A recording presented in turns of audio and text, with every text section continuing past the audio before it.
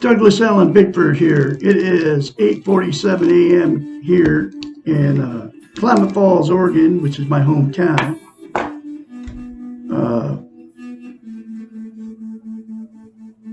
Broadcasting live out of my 105-year-old house here. I am on Facebook and YouTube. Facebook Live now for over a month, teaching self-esteem out of this book right here. It's written by Dr. Susanna McMahon. She has a PhD in psychology. She also has a master's in philosophy. It's called The Portable Therapist. She's 73 and lives in Madrid, Texas with her husband. She wrote this book in the 90s that was published in 1992. And every chapter talks about how we've been taught and trained not to love ourselves, not to have self-esteem. What self-esteem is, it's how you feel about yourself inside. It's also known as self-worth, self-confidence, self-love. Okay? Here's how you think of self-esteem. Most people don't even know what the two words even mean. What it means is we've all been in relationships, and we've all been in new relationships. That feeling that you have towards that other person during that phase of the relationship, you know how good it feels, right? That's the same feeling you have towards yourself, okay? That's what self-esteem is. And she came up with a very simple way to get it. It's called mirror therapy. She's had thousands of clients, okay? She knew when they would pay her as a psychiatrist for sessions with her, she knew they didn't have self-esteem because nobody was teaching it. In fact, they were training it out of us. So she came up as a psychiatrist, went to school for 10 years to study how the brain works. That's what psychiatrists go to school for 10 years for, is to find out how the brain works, and that's why they become psychiatrists. So she knows what she's talking about. So she came up with a very simple concept for give her clients self-esteem on steroids, because until you get a healthy mind, you can't have a healthy mind until you attain and maintain self-esteem. And here's that very simple concept. And you can all get self-esteem out there by doing this concept to yourself in the mirror daily. Look in the mirror, say, I love you. Say, excuse me, I love my inner child. Say, I'm worthy to be loved, worthy to love. And say, I'm full of goodness. Because those four things to yourself in the mirror, instead of criticizing yourself, folks, will give you self-esteem, I kid you not, on steroids. And then you'll have that feeling towards yourself like when that relationship is brand new towards that other person. If you do it and you keep doing it. Because to maintain self-esteem, once you start saying that to yourself in the mirror, you have to practice it. It's like lifting weights. You start lifting weights, you quit. You start lifting, you build up muscle mass, and then you quit. You'll have to start over again because you lose that muscle mass. And to maintain self-esteem is the exact same thing as lifting weights, except for it's a lot easier. It'll take you less than 10 seconds, and you have to do it daily for the rest of your life, period. Less than 10 seconds, folks, will change your life by giving you self-esteem. And you don't know what you're missing by not having self-esteem. So anyway,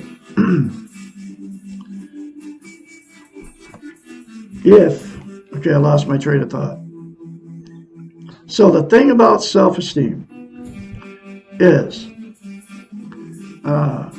you can't love without it. You can't be loved without it. And you can't be content.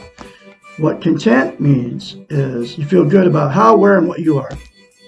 It's also known as internal peace. Okay? So you can't be content without self-esteem. Okay? And you can't, there's only one way to get self-esteem, and that's the 4 things to yourself in the mirror daily. If you do it and you keep doing it the rest of your life. Okay? But what people are using to try to be content, there's 10 things. They're all outside of ourselves. They're called externals. Drugs, alcohol, sex, food, gambling, television, religion, another person, material possessions, or money. Okay? All of those are known, like I said, as externals.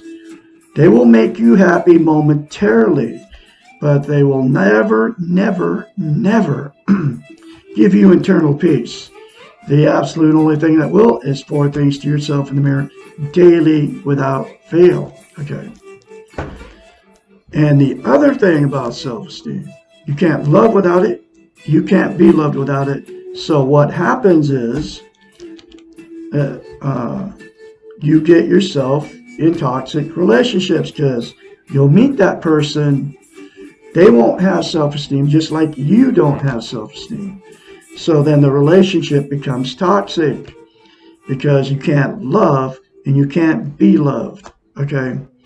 So they don't love you. You don't love them because you can't love them. And when that good feeling goes away, then that's when the fights and the arguments start. That's why I've been married 4 times. Okay? And divorced 4 times because the good feeling went away and then the fights and arguments started. And then I'm known as a relationship jumper. As soon as one would fail, I'd jump right back in another one. And there's billions of you going through the same thing. And then what happens is, if you don't get self-esteem before you get in another relationship, then the exact same thing will happen in that relationship. And you'll just keep jumping relationships for the rest of your life, looking for the right person. And there's only one way to get a healthy relationship, and that's to attain self-esteem. Have self-love before you ever get in a relationship. Okay? So that happens, and then you'll end up, because of the fights and the arguments, and you end up divorced. Or you end up splitting up if you didn't marry him. And then, like I said, you'll go relationship jump right back in another one, the exact same thing will happen. And like I said, that's why I've had 4 failed marriages and many failed relationships, because I attracted exactly what it was, somebody with no self-esteem.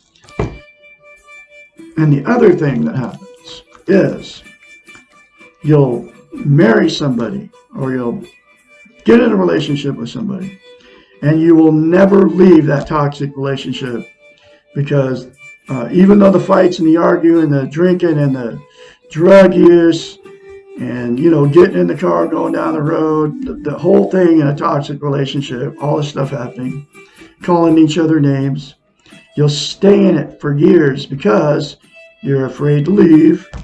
You don't want to be a failure. You're embarrassed. You told everybody how great these people were. And then you have nowhere to go. So you'll stay stuck in that. So both of you are miserable and know it, but you're stuck. Okay. And then the last thing that happens is people get in toxic relationships their whole lives.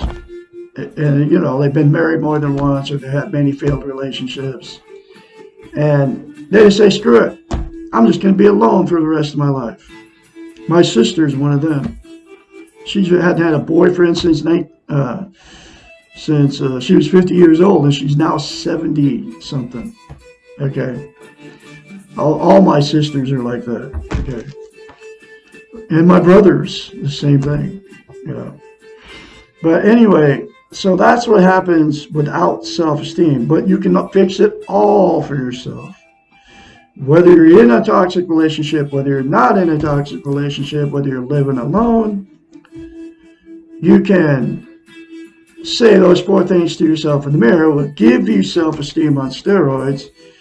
And then if you're still looking for a relationship, you'll quit looking because you'll be happy with yourself. And then you'll run into a healthy person, okay, that has self-esteem. Okay. And there's billions of you on the planet, including here on Facebook, where I'm uploading this live video to. You're on Facebook because you don't feel good about yourself, and you got to have a like. And that's why nobody watches my stuff, because I'm right in that territory of insecurity with people with no self-esteem. And that's why nobody watches me, because you don't have self-esteem. You're stuck, okay? But you can get unstuck by listening to what I'm saying, because I know what I'm talking about. It's coming from a psychiatrist. So, I'm going through this book, one chapter at a time, like I said, and I have been for over a year on YouTube and over a month on Facebook. You can all get this book very cheap on Amazon, between $5 and $15. Google it. I usually put a link in these videos, but I didn't put one in. But you can Google it and get it very cheap. Come right to your front door. And it will change your life, folks, if you do the simple concepts. Now, here's the next lesson, which is lesson number 53. And these are all touchy subjects, folks. You all do this stuff. And the only reason you do this stuff is because you don't have self-love, self-worth, self-confidence. But you can fix it all for yourself by 4 things to yourself in the mirror. So you won't be, why am I so possessive anymore? Lesson 53. Being possessive of things or of people is another way of demonstrating our own insecurities. It means that we are trying to fulfill our own needs from external sources. We become possessive when we are unsure of ourselves and need others or things to convince us of our self-worth. The Western model, here's that training thing, has taught us that our worth is determined by what we possess, what we have learned, and what we have learned to focus on external rather than internal possessions. That's where that internal peace comes from. If you attain self-esteem and you say 4 things to yourself in the mirror, okay? It's called internal peace. We become possessive of someone else's love when we do not know how to love ourselves. We become collectors of things, material possessions, when we do not feel convinced that we are enough. And that's how hoarders became about. But I got to tell you, folks, having 100 pairs of shoes in your closet, or 50 pair and closets full of clothes and all that stuff, is hoarding. Okay, can't even wear this stuff. And there's a lot of people hoarding stuff, and you don't have to make the hoarder show that they have on TV to be classified as a hoarder. Okay. You have all that stuff because you don't feel good about yourself, and you just keep buying more stuff to make yourself feel good. Just like she just said. Everything outside of ourselves is not ours. It may be on loan to us for a period of time, but it's not ours to keep. And you know why? Because we all die. Okay. When we're possessive, we often try to keep these things to cling to them. The paradox here is that clinging to something frequently results in losing it. If you have ever been loved by a possessive person, then we know how destructive their clinging becomes. Possessiveness fosters jealousy, and jealousy destroys what it purports to love. It is very difficult to act in a loving way and to encourage growth when we are afraid of losing the object of that so-called love. Possessive love is not real love. Rather, it describes real need. And needing someone results in far different behaviors than really loving them. When we are possessive, we are trying to resist change. We are trying to keep things as they are. And in doing so, we are creating an artificial reality of life. We are focusing our time and our energy on being loved rather than giving love. Possessiveness is an emotional handicap because it means using an external crutch to find self-worth. What we are possessive of owns us. It becomes a burden and stops us from loving ourselves. We not only destroy the object of our possessiveness, but we also destroy ourselves in the process. The only way to stop being possessive of others and of things is to take care of your own needs and be loved and esteemed. Try to give to yourself what you need from the other person. Imagine yourself without anything and focus on what you have inside of you. This may sound terrifying if all your worth has been focused externally, but you do have everything you need inside of yourself. Stop perceiving the world through self-centered eyes. You are not the center of anything except of yourself. No matter how much you have externally, you have nothing if you cannot love yourself. And the 4 things to yourself in the mirror, folks, again, I'll say it, will make it so you love yourself, and so you have self-love, self-esteem, self-worth, self-confidence, and then you won't be possessive of other people or things anymore.